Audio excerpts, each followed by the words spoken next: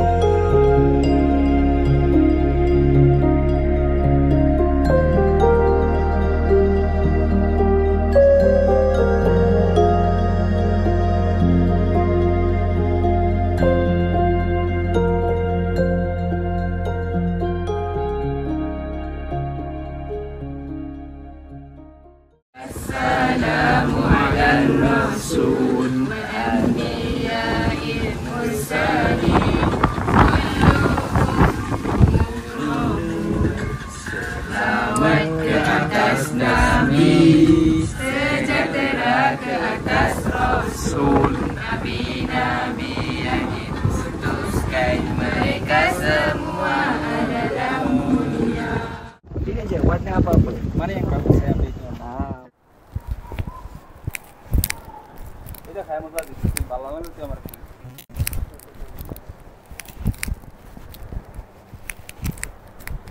মসজিদের হাতের ডান পাশেই এই যে লেখাটা, যে এই লেখাটার ঠিক হাতের ডান পাশেই আপনারা দেখতে পারবেন যে একটা খাবারের রেস্টুরেন্ট আছে, আর এটার নাম হচ্ছে নূর লিয়ানা বেক। আসেন আমরা এখন যাই, কারণ আপনাদেরকে দেখাই যে এখানে কী কী খাবার দাবার পাওয়া যায়। আমার পিছেই কিন্তু দেখতে পাচ্ছেন যে মসজিদটা, এবং ঠিক এইখানেই হচ্ছে এই খাবারের দোকানটা।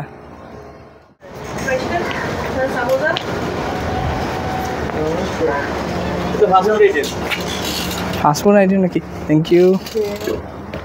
ওকে, এখন এখান থেকে